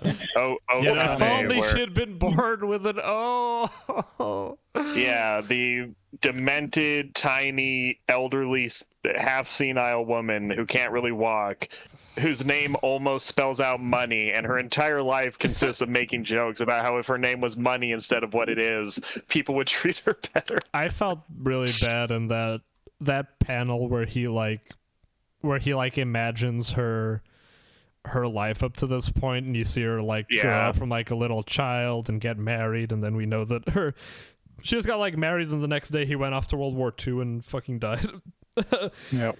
And then we see her like having to work like the fields and scrubbing dishes and all, just someone who has I think she's a construction worker at some point too. Just someone who has had to, who is like a survivor and just has been left behind by the world and just continues to exist in worse and worse circumstances throughout her entire life.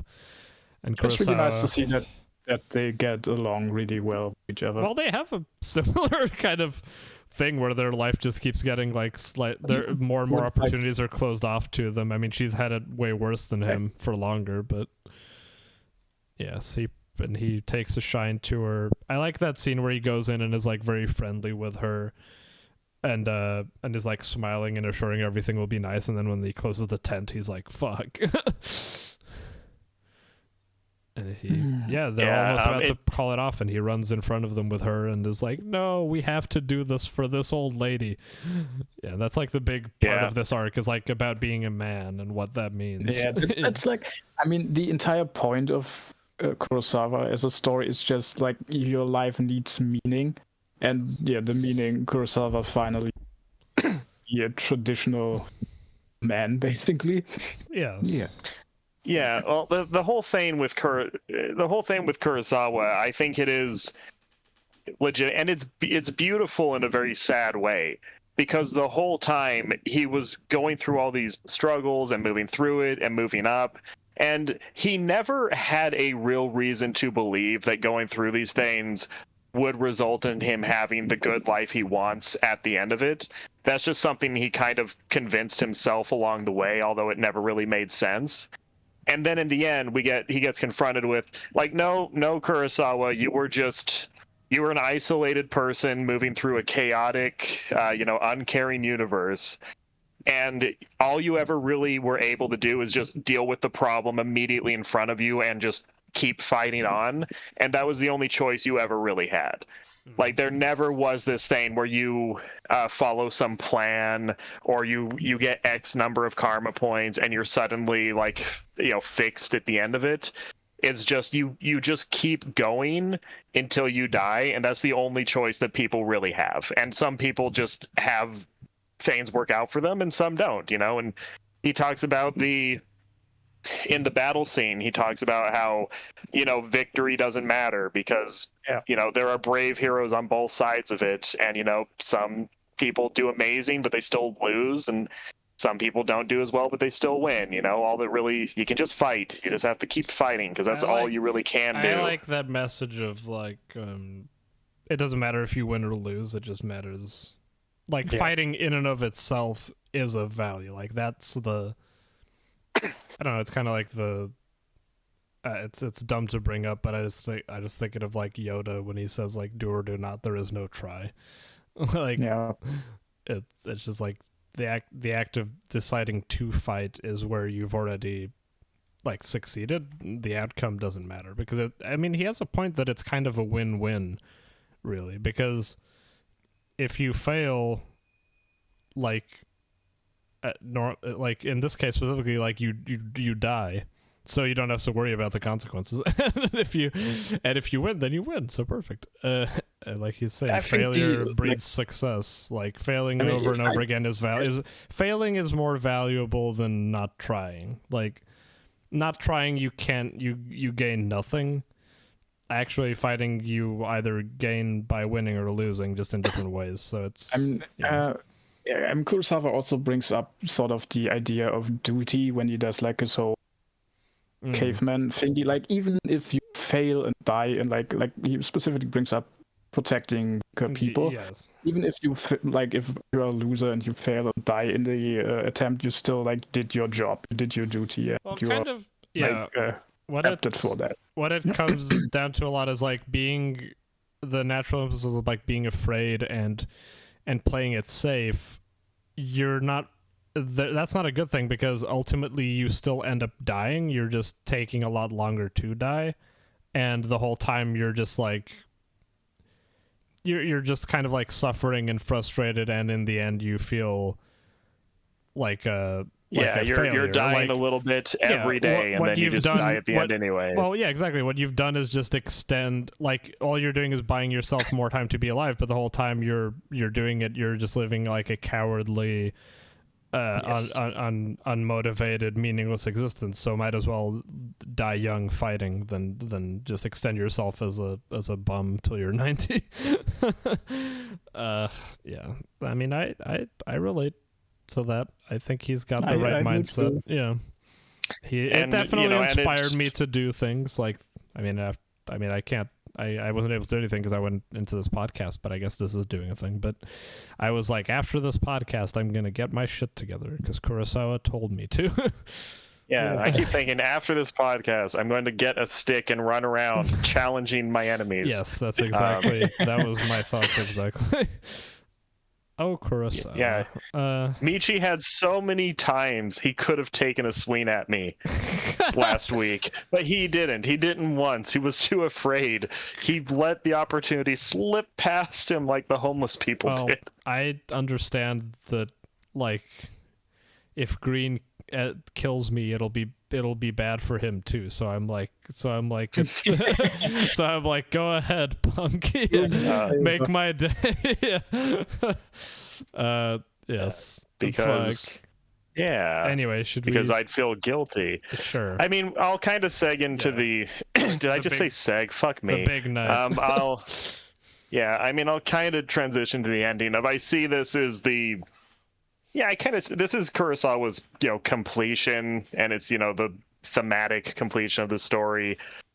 And it works very well, where, he legitimately does go on this crazy adventure of self-improvement and learning and fighting, and by the end he has just finally become the person that he was supposed to be the whole time. Like, he really has fulfilled his potential. I don't think Kurosawa, if he keeps going, is going to become an investment banker or a movie star or anything like that.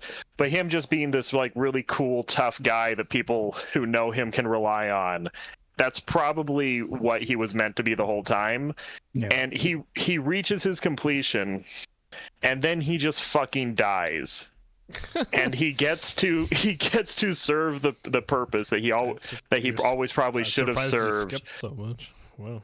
Once. And, well, we're really there, and unless we're going to talk for fucking hours, we should probably bring it up. Details of the fight. Yeah, well, I mean, there's a bit to talk about in the fight. I forgot how much Kurosawa, tore shit up in this fight. That's what I wanted to mention. Like, there's like 20 battles of him smashing a motherfucker. That was the most satisfying sequence of all time, just because it's like, my persnickety brain could be like, why is he suddenly kicking ass? Like, this is unrealistic. But I was so like pumped just to see him just fucking bloodily punch the shit out of all those fucking punks.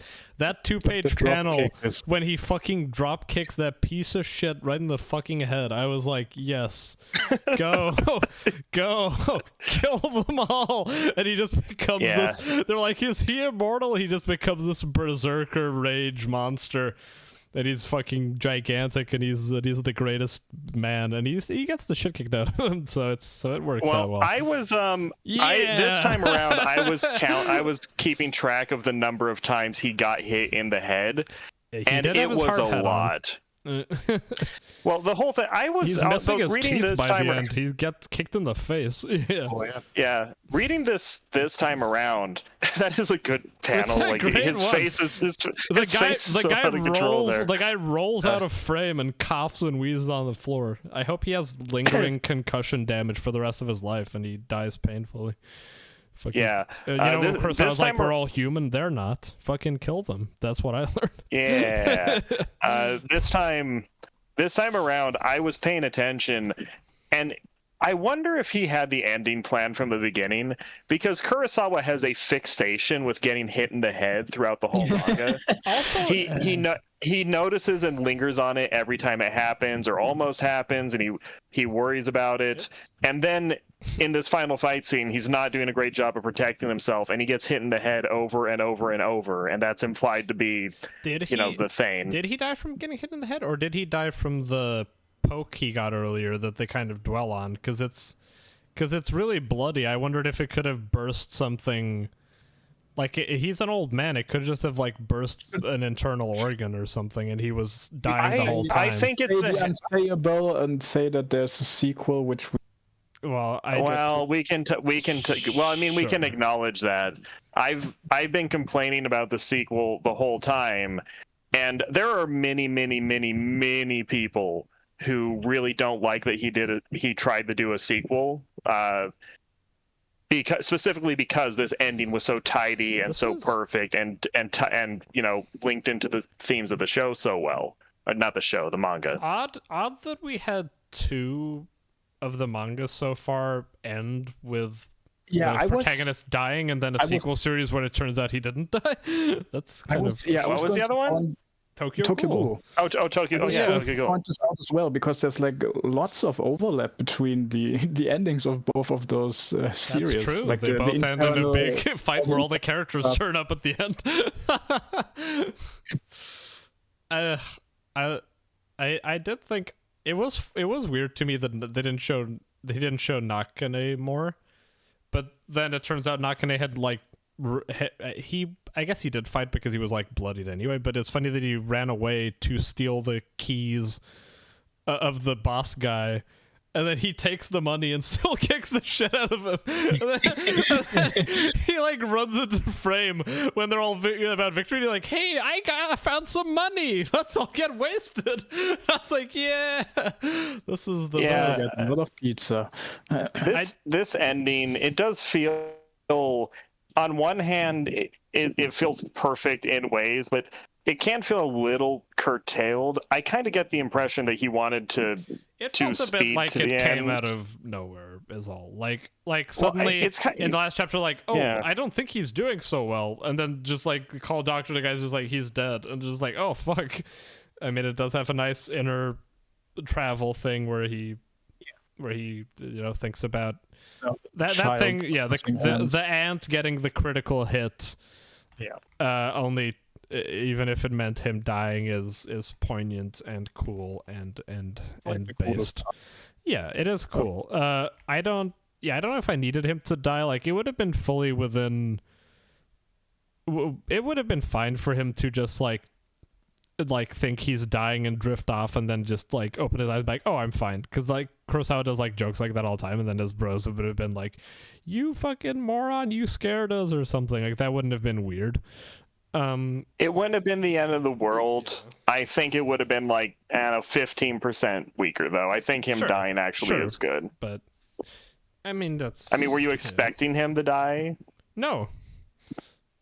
Well, yeah, but me not expecting something doesn't make it better. I also wasn't expecting aliens to show up, but if that had happened, I would have thought it was fucking stupid. Yeah, that's the third sequel. I'm sure he'll get around to that. He does bring up space and aliens a lot. Oh yeah, there was a guy who did that in Tokyo Ghoul Re too. He kept talking about the cosmos, and so he didn't know what the fuck he was talking about. The astrology guy. Yeah, but to just kind of say what I was saying earlier, like I think it works very well because like he is a loser and he does go on to this journey, but it's a very egoistic journey where the whole time he's obsessing over these desires he has, and he's telling himself this story of who he is, and he's like trying to be a character in his own life, and he's going through it, and he actually keeps getting victories, but these victories end up being kind of self-defeating in the long run, and he towards the end he reaches this ennui where he's become the perfect version of himself, or at least as much as he can be. He's still a limited person, but he kind of reaches his fruition, and that's like what the midlife crisis is. I guess he started with one, but the midlife crisis is like, I am as capable and powerful as I'm ever going to be at this moment, and it just feels so disappointing. And there's all these other things he wanted that he never got. Yes. And he's, kind of realized with horror, maybe some of the things I want, it is legit just too late to to do them. Like, we're just past that point. He makes a good point. Of just to add on to your thing, when he says specifically that dialing back your dreams, like, it seems like a sensible thing to do, but then he's like, at that point, is it even a dream if you just keep doing that? I thought that was really I thought that was really cool. Yeah, and there's kind of a back and forth of, are dreams even good or necessary, or are they silly, or and then at the end is like he finally does something where he has no reason to expect it's going to make his life better.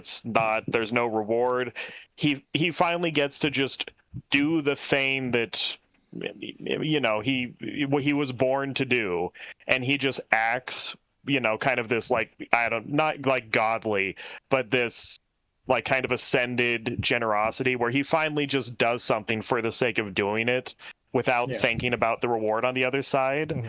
And then it's revealed, you know what, Kurosawa, you were right the whole time. This was never going to work out. You were never going to get all these things you wanted. Fate had just put you in a position where it really was just beyond the Dealt him- realm of dealt him a bad hand. possibility.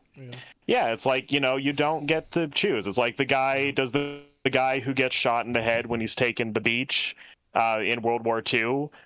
His life was just as full and meaningful as anyone else's. It's like sometimes you just get fucked in life, and there's nothing to do but accept it and have some grace and keep trying anyway. And then at the very end, everything gets taken from him, and he completely accepts that he's now going to just lose everything. The story's over, and all of his dreams are going away. And in that moment, he just gets to have a little, like, sensation, like snippet, like feeling of believing that he's connected with other people, and he feels warm and he's happy, and people are holding his hand as he dies, and that's it. Like, that was as good as it was ever going to get. That was the only thing that he really needed. He gave everything at the end, and now we're done. And I just think that was beginning to end. Like, that's an incredible arc, and it's just very perfect at the end. And it's a story that doesn't bullshit you. I mean, I guess the sequel does, so fuck Fukumoto. But it's a story that doesn't bullshit you. It's like, no, you don't. You're just a person. You don't get to decide the rules of how life works. You don't get to automatically have this third act turnaround where you suddenly win and you're the coolest guy ever. Just because you believing you're the main character doesn't mean you actually are the main character, even if you are the main character, I guess. Well, one of our thumbnails was just I in those images. Here, look in the Google search. Third row. That's funny. That's how unpopular this fucking property I made is. that. The fucking. This is just. I mean, you're. Oh, there's the one I was looking for. You're talking about the ending, so it feels silly to just go back. But I was gonna say a slight thing I noticed, which might be just a connection I'm making, but specifically when he was having the ant flashback, they mentioned earlier how he's kind of like. Well, his like wanting to have dreams is seen as like kind of childish, and they're saying that he's kind of just like a big kid who never grew up. But I was wondering during that section when he has a flashback of himself getting bit by the ant, I wondered, part of me was like, even subconsciously, maybe that's where his like good nature comes from. No, like where his like appreciation for like life and struggle, maybe that's where he learned it as a kid, because he's being a shit. And then this ant bites him, and then like he's a very different person as an adult, right? Like he values, like he's a very, you know what I mean? Like he's very emotional, and he values like the tiny persons and the old lady and stuff. I was wondering if maybe that episode as a child is what made him value life. Maybe. That's interesting. It's not crazy. Yeah. Yeah. That was the main thought. Yeah. Good ending. I won't. Good manga. And I won't repeat myself endlessly, which I will if you don't stop me. But I'll just say this is a totally honest portrayal and a totally honest ending of how you can have meaning and uplift, and it's a lesson about how to live in the world that doesn't bullshit you at all and doesn't try to sell you anything. It's a realistic portrayal of what it's like would Pun happen. Pun. Like it's like Pun Pun. It's actually much more optimistic than Pun Pun. I don't think Pun Pun's getting a. Actually, Pun Pun and Kurosawa are almost kind of reversed. Where Pun Pun, he got like kind of a nice little life in the end, but internally his soul is just kind of shattered. And then Kurosawa gets nothing, but he gets like this heroic. The embers of his soul fading as he stares into the abyss. I think you like that about Tokyo Ghoul, the first one too, Jocelyn, right? Like how it's just kind of like it doesn't feel like there's any sort of like story, like plot armor or anything. It's just realistic, like what would happen if Kaneki has to go against the strongest guy at the end of his journey. Oh, he ends up getting fucking killed. There is like it is satisfying to just see a story like not shy away from like doing something that isn't what the reader wants at the end. Yep. Yeah. That makes sense. Okay. Well, you go, strongest man, Kurosawa. You go. Yeah. Wait. What do you? Real quick, Michi. What will you rank this manga? What do I rank it or rate it? Rated. Same thing. No, rank would be the number it is on my list. Rate it. Man, I think I have to give it an 8 ultimately. So it's a 9. How does that work? Well, Earlier he told me. I told Green Earlier he told me he was gonna knock one off because he was mad at me. So okay, it's a 7 then. Well, I was at many points as we were reading this, and I had my arcs where I didn't like it as much. I was more around this. Initially, I was like around a 6. Then I got more to a 7 as it was going up and down. Around like when he went to the swimming pool. But this last arc was good enough for me to solidly give it an 8. That's about as high as something like this could ever be in my book. Like, it's not... Because the art is limited and it's yes, the art is limited. The mess, it's like a weird reading experience where I don't find it satisfying a lot of the time, but it is enough times that, yeah, it makes me feel bad. It's cringy. It's not about something I care about. There's no cute girls. Like, it's... That's probably testament to how good it is that I could give it an 8. Well, I feel somewhat vindicated just because I just gave Sachi's Monstrous Appetite, which has like gorgeous art and has like really cool stuff, but I gave that a 7 just because it was like the story and kind of where it went with it, and the character stuff felt very lackluster. So I am capable of critical thought. I can rate something that looks like this higher than something that looks better. Ultimately, it just needs some. I just need some prodding, I guess. Yes. Okay. You go, Kurosawa. I'm just Shine glad on, that you crazy got diamond. very crazy. Shine on, you cringy diamond. You forgot to mention during Green came up with the greatest like pun for what this part of the Tokyo Ghoul story is. It's the inane clown posse.